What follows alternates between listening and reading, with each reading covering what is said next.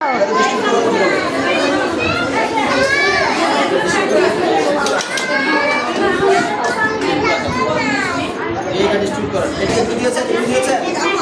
পোলাও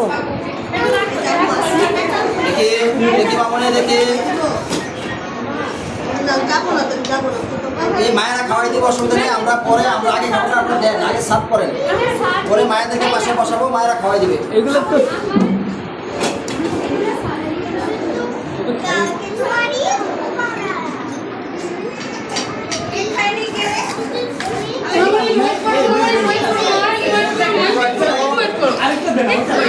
হ্যাঁ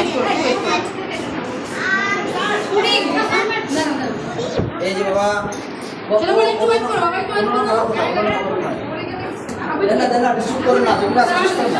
জায়গা নেই তো স্যার।